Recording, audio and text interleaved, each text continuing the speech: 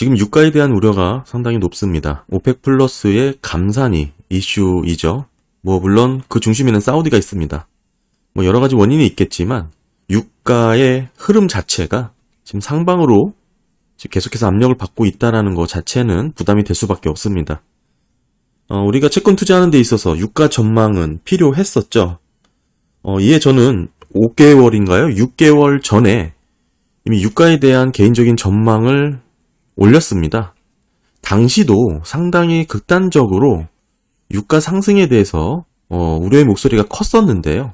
지금처럼 100불을 넘어서냐 아냐 이렇게 얘기가 많이 있었죠. 당시도 오펙 플러스가 특별히 이제 감산을 하면서 더욱 그렇게 집중을 받았었고요.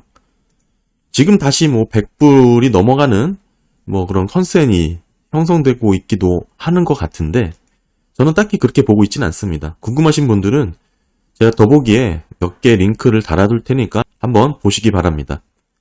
물론 시의적으로 현재와 맞지 않는 부분이 있을 수 있겠죠.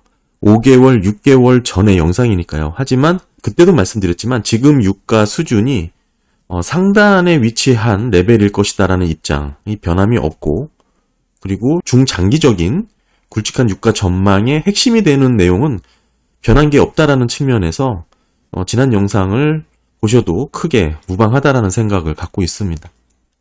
오히려 그때 전망했던 부분들을 살펴보니까 일정 부분 지금까지 그대로 유사하게 유지되고 있는 부분이 많았기 때문에 의미가 있다고 생각하고요. 저는 여전히 유가 부분 그렇게 크게 우려하고 있진 않습니다. 시장에서 많이 걱정하는 것처럼 90불 가까이 왔는데요. 100불 찍을 수도 있겠지만 구조적으로 높은 수준을 계속해서 유지할 것인가, 이게 관건인데 그렇게 전망하고 있지는 않고요. 관련해서 더보기에 링크 보시고 참고해 보시면 좋을 것 같습니다. 네, 보시는 건 가계의 부채 부담을 나타내는 DSR 비율입니다. 총 부채 원리금 상환 비율이라고 이렇게 보실 수가 있죠. 지금 위치가 역대급으로 낮은 상태입니다. 9.6%를 기록을 했고요. 기준이 23년 1분기입니다. 분기별 발표되는 자료입니다. 간반디로 평균적인 미국인들이 월소득의 9% 정도를 부채 상환에 지출하고 있다는 뜻입니다. 이 뜻은 전반적으로 부채가 증가했음에도 불구하고 소득에서 부채 상환에 지출되는 비용이 떨어졌다는 것을 뜻합니다. 그 원인은 대부분 잘 아시다시피 MBS 모기지가 대부분 3%, 4%대 고정금리이기 때문에 그렇죠. 이 08년도 가장 높이 치솟았을 때가 13%를 상회했던 부분입니다. 지금이 9.6 정도고요. 사실 자기 소득에서 9%, 10%를 납부하는 거와 13%를 납부하는 것은 그렇게 큰 차이가 있을까요? 왜냐하면 개인 소득이기 때문에 1%와 2% 이 포인트 차이가 그렇게 크진 않습니다.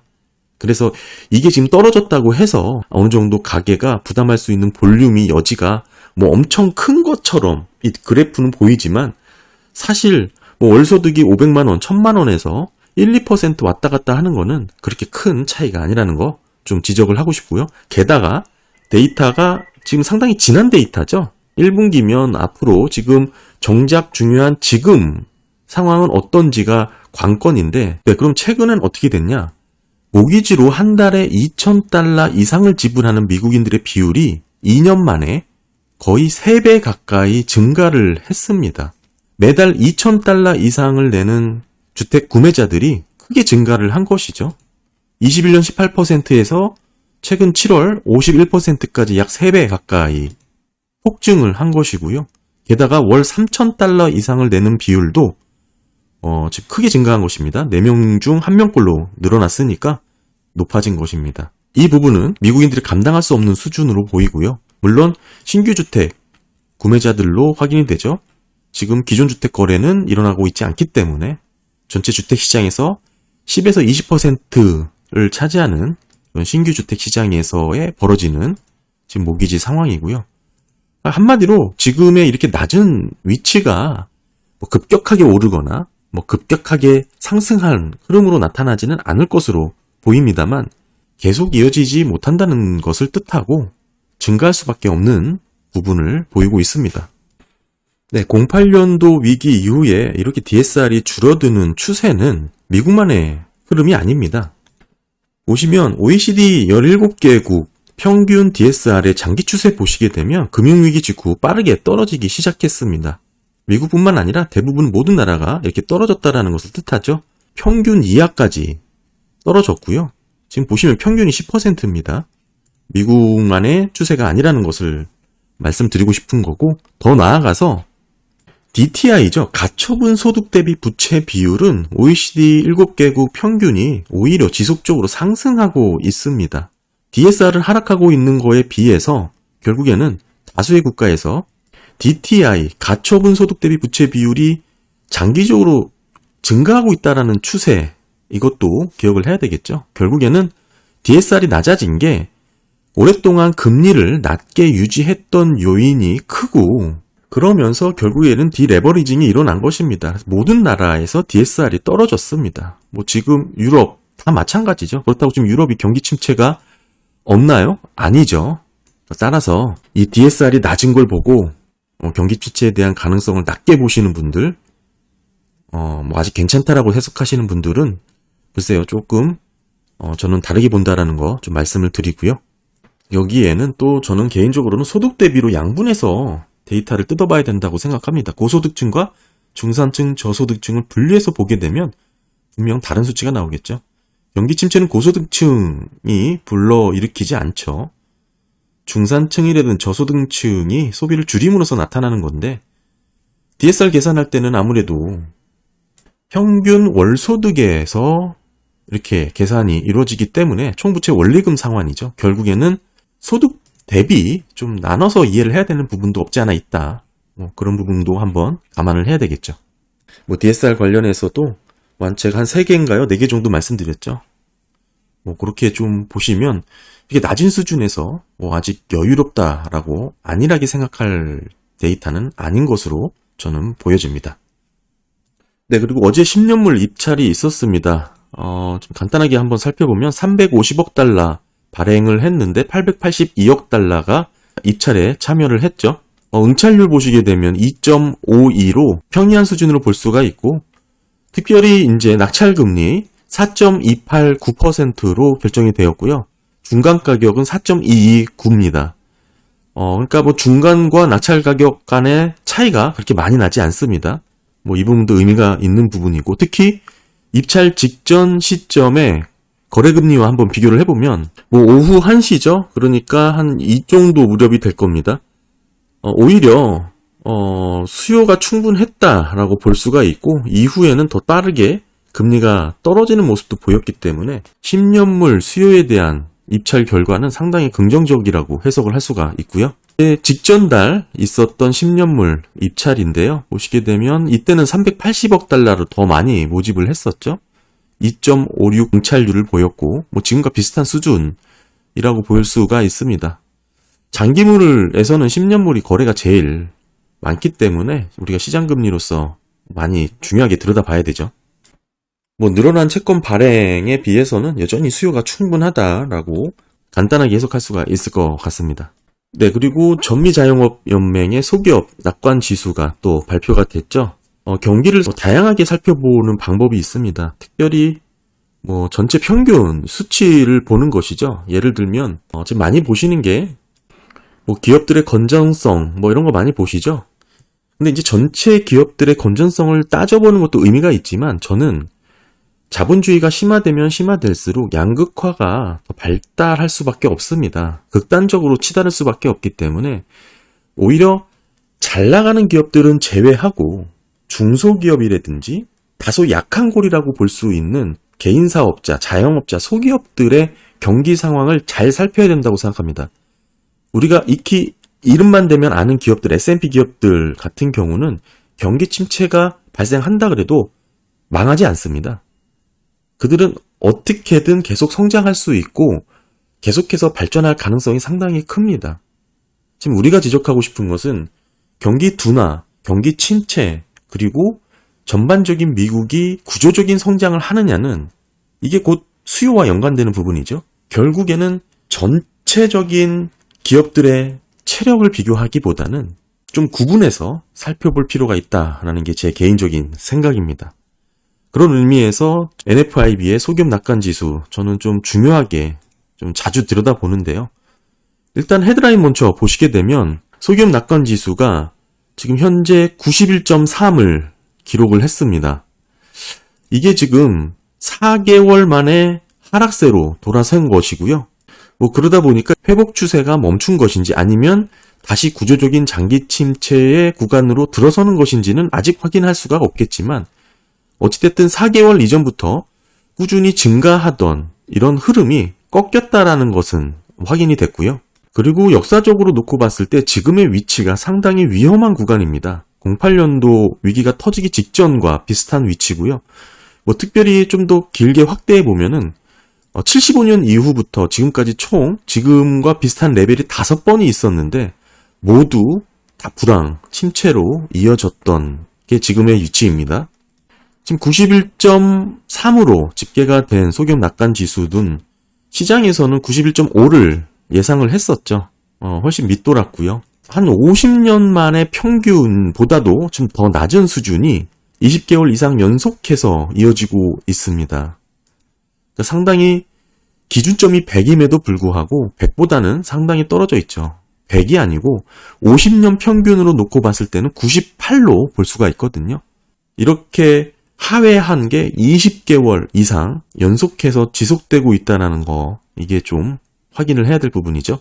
한마디로 소기업들의 투자 심리, 경영 상태가 악화됐다라고 볼 수가 있고요. 그리고 일반 기업 상황, 전망에 대해서 좀 살펴봐야겠죠. 앞으로 어떨 것이냐.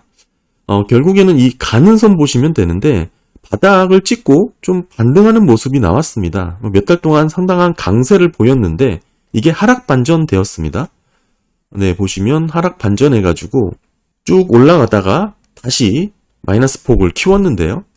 결국에는 긍정적인 전망을 하던 흐름이 꺾인 것이고요. 전망을 기대하는 수치이기 때문에 아무래도 경기 둔화를 조금 더 시사하는 그런 차트라고 볼 수가 있습니다. 미국의 경기는 결국에는 대기업들 위주보다는 중소기업, 소기업들이 중심이 되어 있습니다. 근데 이런 소기업들이 결국 지속적인 어려움을 겪고 있다는 게 지금 현재 NFIB의 보고서에서 나타나고 있고요. 중소기업, 자영업, 소기업자들 경기 전망이라든지 지금 상황 지수는 여전히 기대에 미치지 못하는 보고서들이 계속 이렇게 나오고 있고요. 앞으로도 지금도 어려웠지만 앞으로도 어려울 것 같다라는 그런 사인을 계속 보내주고 있습니다. 계속되는 어려움이 좀 예상되는 그런 대목이고요. 결국 비즈니스 상황이 앞으로 더 전망을 우울하게 보는 수치가 이렇게 증가했다라는 것은 역사적으로 보더라도 상당히 낮은 구간에 위치를 한 것이죠. 그래프에서 쉽게 가늠이 될 정도입니다. 일반적인 비즈니스 상황에 대한 전망이 이렇게 하락했다라는 것은 조금 우려가 되는 부분이죠. 네, 그리고 결국에는 이런 부분들이 캐펙스 지출과 이어집니다. 향후 3에서 6개월간의 자본 지출을 어떻게 할 것이냐라는 전망에 대해서 좀 대체적으로 감소한 부분이 있죠. 지금 수치로 보시면 27에서 24로 더 떨어졌습니다. 그러니까 결국에는 미래 수익에 대한 확신이 없다라고 볼 수가 있는 부분이고요. 다만 경기가 어려움에도 캐펙스 지출을 왜 하냐라고 질문하실 수 있는 분들이 계실 수 있겠지만 소기업 같은 경우에는 특히 매출에서 캐펙스를 지출해야 되는 비중이 상당히 높죠. 그러니까 불가피하게 사업을, 비즈니스를 영위하기 위해서는 매번 재투자해야 되는 비중이 있을 수 있습니다. 비즈니스 구조가 딱히 좋은 구조는 아닐 수 있다는 뜻이죠. 이것을 감안해서 보셔야 되고 이 수치가 더 낮아졌다는 것은 어찌됐든 미래 수익에 대한 확신이 줄었다라고 해석할 수가 있는 부분입니다. 이게 아까 경기 전망과 이어지는 부분이기도 하죠. 경기를 긍정적으로 본다면 캐펙스 지출이라든지 자본 지출 더 늘리겠죠. 그러다 보니 매출 데이터도 좋게 나올 리가 없습니다. 상당히 암울한 수준에서 위치해 있고요. 지금 가장 낮은 구간에 위치를 했습니다. 데이터로 직접 보시게 되면 마이너스 14를 기록을 했는데 이게 과거 차례를 쭉 보더라도 한 15번째로 낮은 수준이라고 합니다. 그러니까 그만큼 지금 매출 관련해서는 저조한 구간이다라고 볼 수가 있는 거고 특별히 관심 갖고 봐야 될 부분은 2020년도 코로나 이후부터 보더라도 코로나가 아주 활발하게 우려되던 중반 이후죠. 그러니까 코로나 중반 이후 가장 낮은 수치, 정확한 날짜로는 20년 8월 이후 낮은 수치가 된 것이죠. 그런데 향후 매출 기대에 대한 부분도 하락을 했습니다. 여전히 낮은 구간이고요. 과거 데이터 중에서도 낮은 수준에 지금 머물고 있죠. 상당히 부정적으로 보고 있는 것을 엿볼 수가 있고요. 그러면서 고용에 대해서 지금 소기업들이 갖고 있는 생각을 이 데이터를 종합을 해보면 좀 엿볼 수가 있는데, 그러니까 조사 대상 기업들의 대부분 지원자를 찾지 못한다고 계속해서 대답을 하고 있습니다. 그러니까 왜 그러냐면 여전히 고용을 계획하고 있는 건 맞지만 한 40% 정도는 채울 수 없는 일자리라고 보는 그런 경향이 있는 것 같습니다. 저렴한 노동력이 필요한 것이죠, 한마디로. 근데 미국인들로는 채울 수 없는 그런 일자리라고 저는 보여지는 것이고, 결국 이 부분은 이민자들이 다시 들어와야 해결될 것으로 저는 보여지고요. 소기업들은 그런 식으로 전망을 하고 있는 것 같습니다.